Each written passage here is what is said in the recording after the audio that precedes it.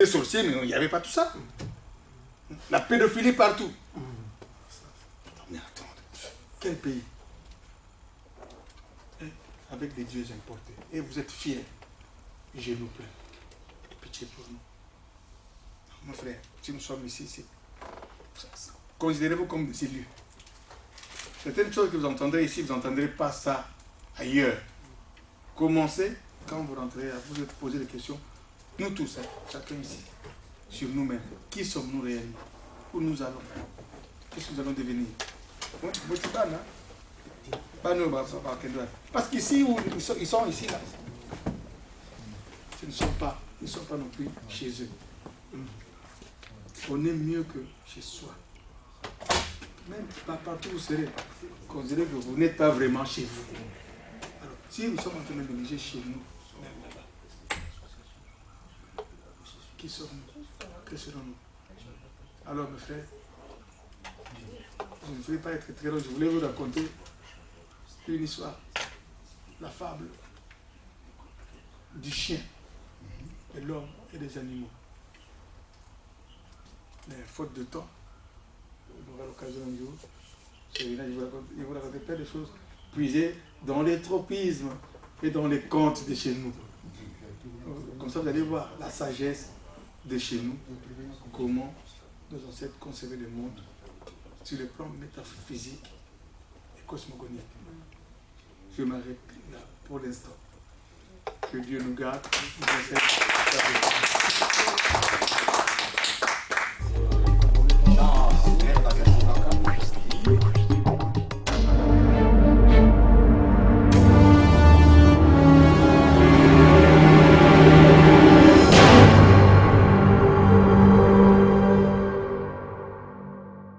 Le sujet qui m'est attribué ici, c'est les troubles actuels en Afrique.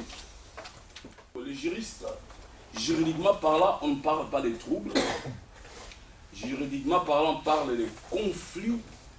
Il y a ce qu'on appelle les conflits armés non internationaux, communément appelés les guerres civiles, et les conflits armés internationaux, genre guerre d'agression qu'a connu notre pays, genre un peu le conflit de la presqu'île des Bakassi, Cameroun, Nigeria, voire aussi plusieurs conflits que vous connaissez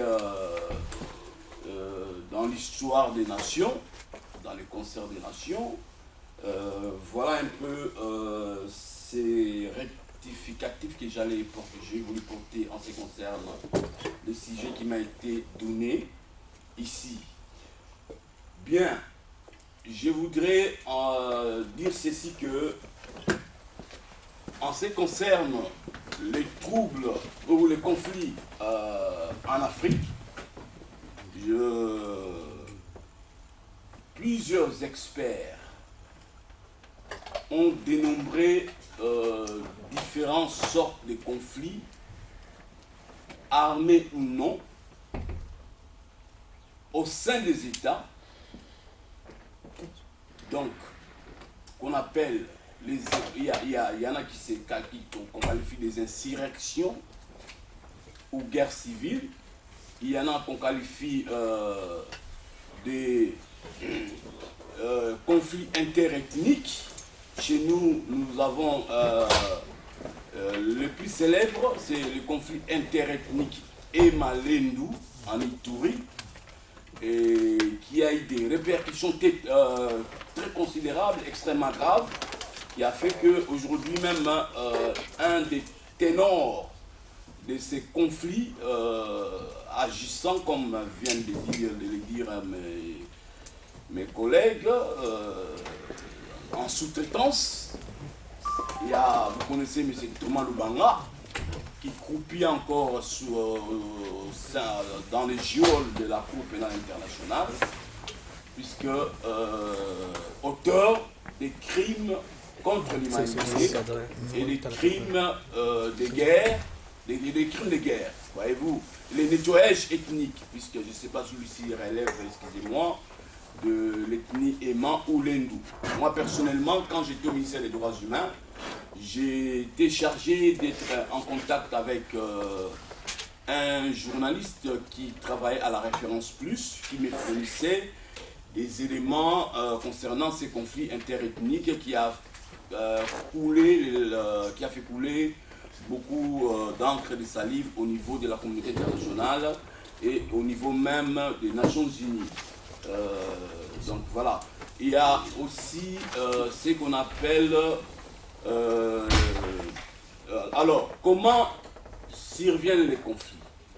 Vous savez vous-même que si nous prenons d'abord les rapports entre humains, interhumains, les rapports intersociétals, voyez-vous, c'est tout le monde n'émet pas les mêmes opinions, voyez-vous. Chacun a ses opinions à défendre, chacun s'exprime librement, conformément aux droits et libertés qui nous sont reconnus par des instruments juridiques, soit nationaux, soit internationaux. Ben, nous dirons que avant même la création, pour ne pas aller trop loin, je vous dirais qu'avant même la création de la Société des Nations, la SDN, la défensière des Nations Unies, la guerre, faire la guerre était une activité normale, tout à fait normale, reconnue aux États. C'est-à-dire, on l'appelait ius in bello, en latin, le droit de faire la guerre.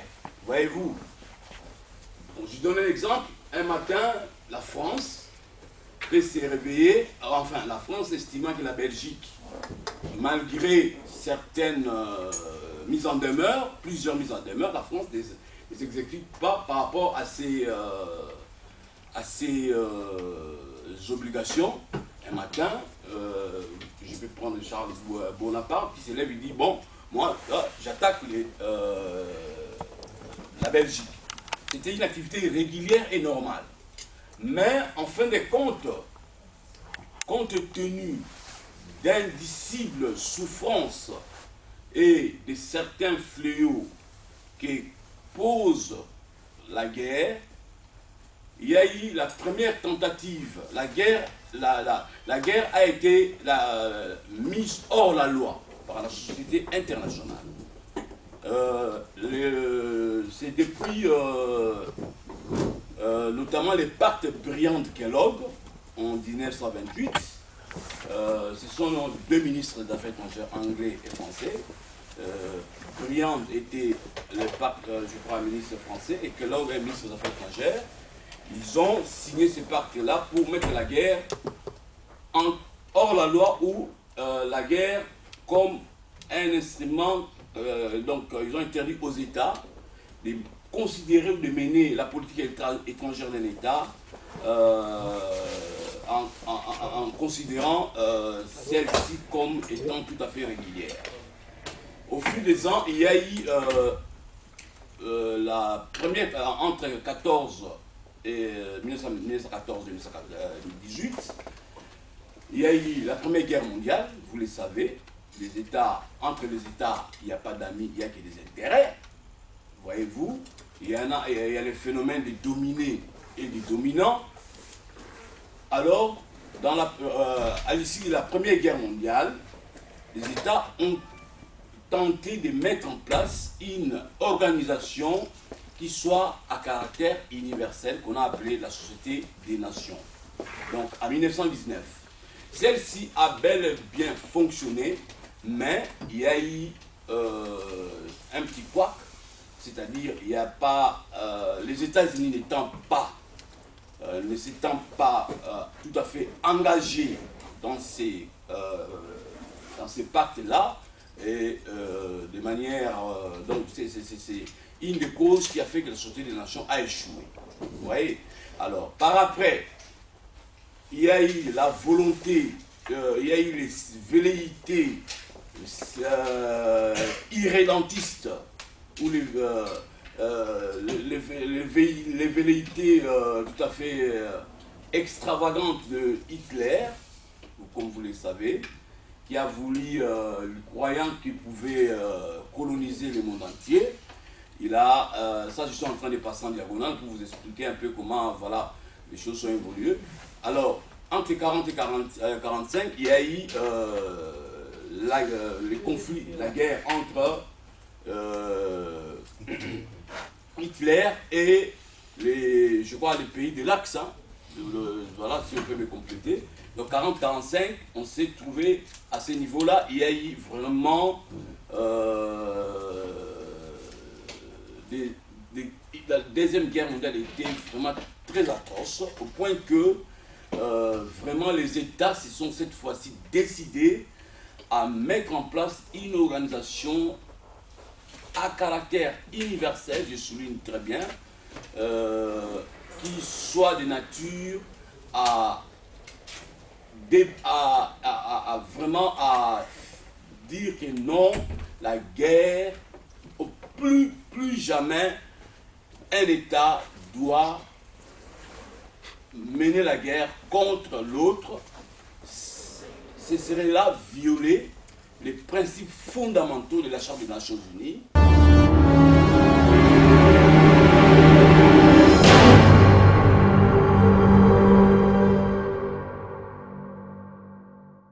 Quelque part, il y a une sorte d'hégémonie que certains voudraient installer au Congo. Je vous ai dit que les Belges ont mis dans la tête des Tutsis qui doivent diriger les Hutus. Les Congolais, encore, on n'a qu'une minute, c'est des Hutus. Hein, c'est Bantou, en fait. Hutu, ça veut dire Bantou. Peut-être que dans leur tête, on en a parlé souvent, on a fait des communiqués dans la société civile, dont vous parlez de Congo et tout. Il y a une idée de création de certains, ce qu'ils appellent empire Ima. L'empire Ima, ça veut dire que le Tutsi doit dominer toute la région. Okay? Et l'Américain a compris qu'avec le Tutsi, il aura, si une fois le Tutsi a le monopole, l'Américain ne manquera, enfin, ça veut dire l'Occidental, ne manquera jamais c'est comme ça que je peux résumer ça. C'est que les ressources. C'est que ça. Non, non. C'est que les ressources. Bon, moi, je vous ai dit, je suis journaliste, moi, je dis ce que j'ai vu.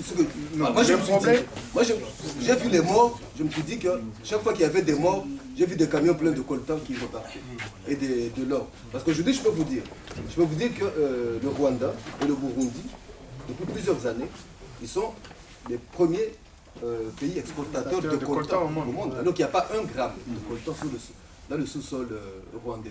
Okay. Comme il y a quelques années, le Burundi, moi je vais souvent au Burundi, c'était le premier producteur, ou le deuxième en Afrique, d'ivoire. Alors que le Burundi n'a jamais vu un éléphant de ses yeux. Okay. Donc il y a une sorte d'hégémonie, mais moi je vous dis que si Freddy a eu l'amabilité de m'appeler, c'est pour dire ce que j'ai vu, ce que j'ai entendu, et pas ce que je pense, et pas ce que je projette, ou je n'ai pas fait d'analyse. Moi je parle des causes et des effets de la guerre tels que je les ai vécus. C'est pas une étude philosophique ou... non, c'est pas ça.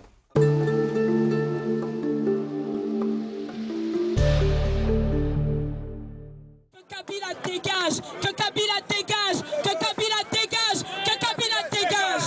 Donc aujourd'hui, je vais vous lire un compte-rendu de la situation économique, sociale et politique de la République démocratique du Congo. Donc cette grande marche contre les violations des droits fondamentaux en République démocratique du Congo, compatriotes, mesdames et messieurs, la situation socio-économique et politique de notre pays est aujourd'hui très préoccupante. Elle se caractérise notamment par la cherté de la vie, l'insécurité, non seulement à l'est du pays, à l'est de la capitale. À cette insécurité s'ajoutent les voyous en col blanc qui nous dirigent, lesquels se distinguent par la corruption, le clientélisme, la cupidité, l'avidité, le pillage systématique des biens publics, etc. Les violations des droits fondamentaux ternissent tristement l'image de notre pays. En effet, champion en la matière et considérée comme la capitale mondiale du viol, la République démocratique du Congo est citée dans tous les rapports concernant les violations des droits fondamentaux de la personne humaine. Pas plus tard qu'hier, 7 femmes ont été sauvagement violées par des combattants rwandais des FDLR, FOCA, dans la forêt de Bouchalingwa, en groupement Ikobo, dans le territoire de Walikale. À ce jour, dans la plupart des cas, ces femmes violées sont abandonnées à elles-mêmes, donc livrées à leur propre sort. Ainsi sommes-nous en droit de nous demander si l'État existe réellement sur l'ensemble du territoire national. Si le gouvernement congolais a vraiment la volonté de combattre l'insécurité qui déstabilise sans cesse notre pays. Dans notre pays, les assassinats des journalistes et des défenseurs de droits de l'homme, les massacres des étudiants et des populations du Bas-Congo, dont les membres des Bundia Congo sont couverts sous le sceau de l'impunité. Le président Joseph Kabila n'a-t-il pas promulgué une loi d'amnistie en faveur des criminels comme Bosco Tanganda, Laurent Kunda et les autres membres du CNDP? En tout cas, Franck Ngike et son épouse Serge Maéché, Serge Maéché, Didas Nanumijimbo. Je vous demande juste un peu de patience, c'est important. Et tant d'autres inconnus, tous journalistes, ont été lâchement assassinés pour avoir essayé d'éveiller la conscience du peuple congolais. Floribert Chebea et Fidel Bazana, activistes des droits de l'homme, ont été exécutés pour avoir défendu la dignité des opprimés. Armand Tungulu, sauvagement assassiné, a eu le malheur de manifester publiquement la colère de ses compatriotes muselés. Tous ces crimes ont été commis par des sbires du régime congolais en violation de l'article 15 de la Constitution. Force est de constater que le Sud Kivu est devenu une zone de non-droit, livrée aux pilleurs de nos ressources, occupée par des milices et des armées étrangères. Les femmes, sans distinction d'âge, y sont systématiquement violées, parfois avec le concours des éléments de notre propre armée. Dans cette partie du territoire national, les enfants continuent à être enrôlés de force dans l'armée et dans les différentes milices pour servir de chair à canon. Il nous semble que Joseph Kabila a été élu en 2006, avant tout pour rétablir la paix et la sécurité sur l'ensemble du territoire national. Peut-on conclure qu'il a été presque 6 ans après son élection le garant de la souveraineté nationale et de la défense de l'intégrité territoriale? De toute évidence, le chef des armées s'est plutôt transformé en torpilleur des forces armées de la République démocratique du Congo. En confiant la haute hiérarchie de cette institution à des criminels du RCD et du CNDP, lesquels sont responsables d'au moins 8 millions de morts dans le territoire national. Ce sont ces derniers qui jouissent de l'impunité malgré les crimes commis, ne cessent de bénéficier de la protection de Joseph Kabila. S'agissant de la réalisation des 5 chantiers présidentiels, leur miroitement contraste avec la situation socio-économique chaotique que connaît quotidiennement la grande majorité des Congolaises et des Congolais, qui n'a que difficilement accès aux produits de première nécessité. Ainsi, s'enfonce-t-elle davantage dans la misère. En proie à l'irresponsabilité gouvernementale, cette majorité silencieuse n'est plus en mesure de subvenir aux besoins familiaux. Nous avons quelle valeur? On invite Charles Moine à aller danser devant Museveni après 8 millions de morts, après 2 millions de femmes violées.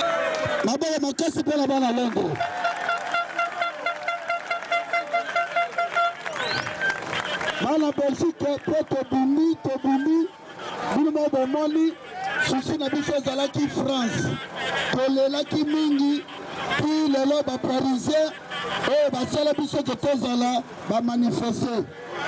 Bandeko na ngai journée lelo ezali journée ya gloire oyo bomoni lelo mbula ebeteli biso mbula ya victoire.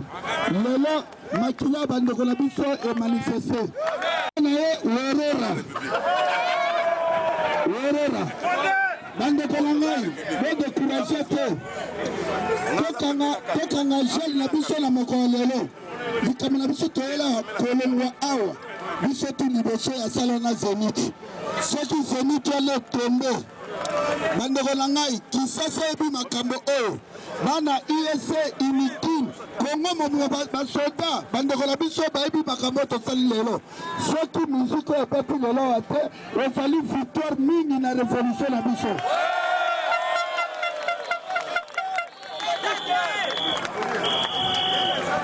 En tout cas, pour la preuve, nasepeli mingi moto adécouragé te ata ti 5 heures moto abanga te tolakisa lelo ke grâce na bino biso baboketi tosalema grâce na bino bawera sol bapapa baredi ya misi babete bawera bazwa bagrâce babersi ya babeta grâce ya peuple mais tala lelo afanda akotia kaka teme na peuple congolais azoyeba te ke bandeko na biso bakufi ebele vive la révolution congolaise. Bandeko Kabila, dégage! Bandeko Kabila, dégage! Kabila, dégage! Je ne vous entends pas bien là. Kabila, dégage! Kabila, dégage! Kabila,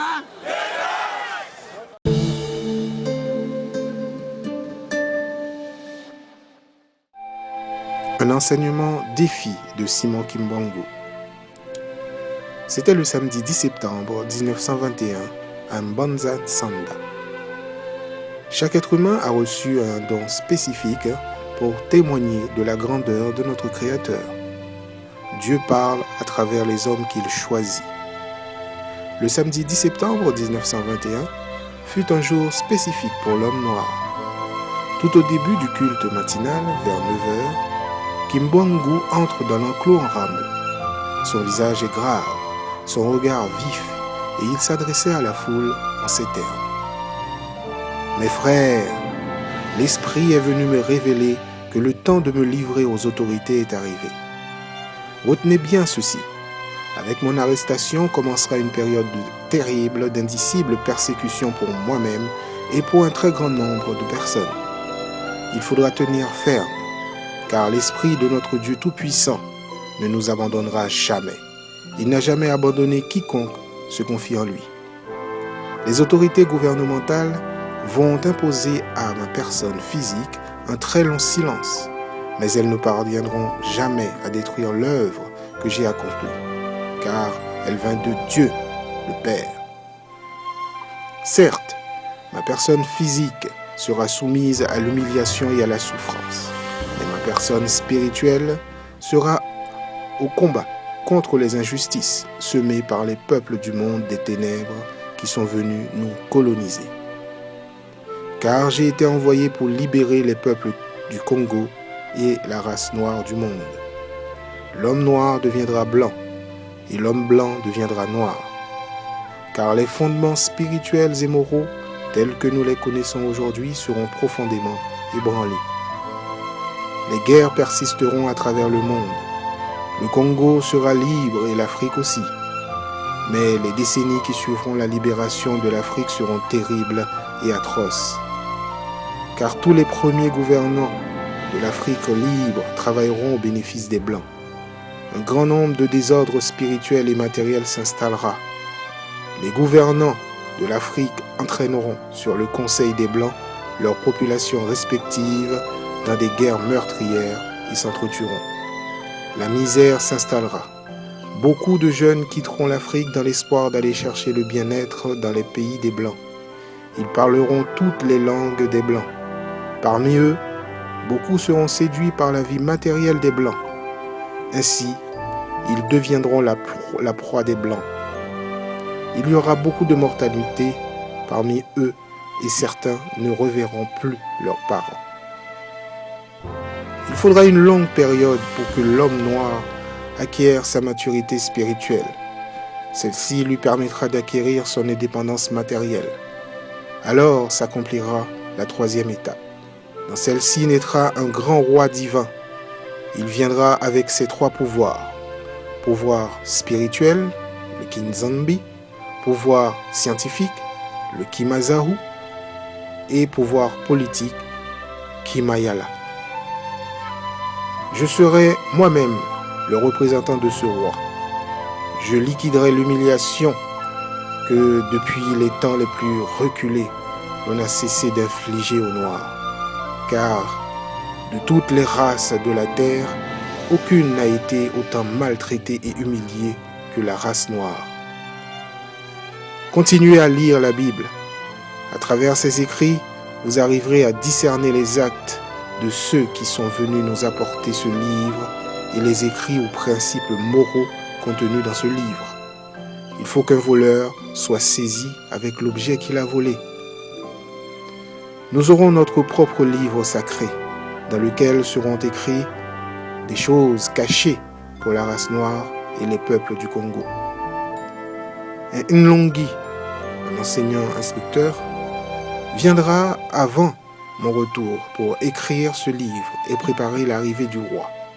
Il sera combattu par la génération de son temps, mais petit à petit, beaucoup de gens comprendront et suivront son enseignement.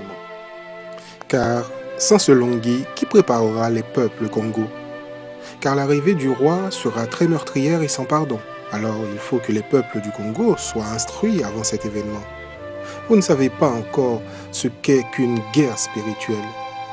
Quand les peuples Congo commenceront à se libérer, un pays qui osera attaquer le Congo sera englouti sous les eaux. Vous ne connaissez pas encore la puissance de ceux qui sont envoyés par le Père Tout-Puissant. À quoi sert à l'homme de s'attaquer à Dieu si, le jour de sa mort, même s'il avait beaucoup de biens matériels, il n'a même pas le temps d'arranger son doigt? Vous ne savez pas de quoi est faite votre vie et pourquoi vous vivez. Car exister physiquement, c'est apparaître comme presque rien. Pourquoi tuer votre prochain et espérer rester en vie? Et pour combien de temps? Dieu n'est pas le temps ni l'espace. Il est le tout, dans le tout. La génération du Congo perdra tout. Elle sera embrouillée par des enseignements et des principes moraux pervers du monde européen. Elle ne saura plus les principes maritaux de ses ancêtres. Elle ignorera sa langue maternelle. Alors, je vous exhorte à ne pas négliger ni mépriser vos langues maternelles. Il faut les enseigner à vos enfants et à vos petits-enfants, car viendra un temps où les langues des Blancs seront oubliées.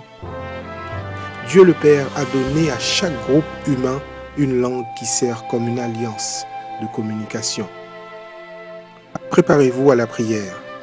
Alors, prions.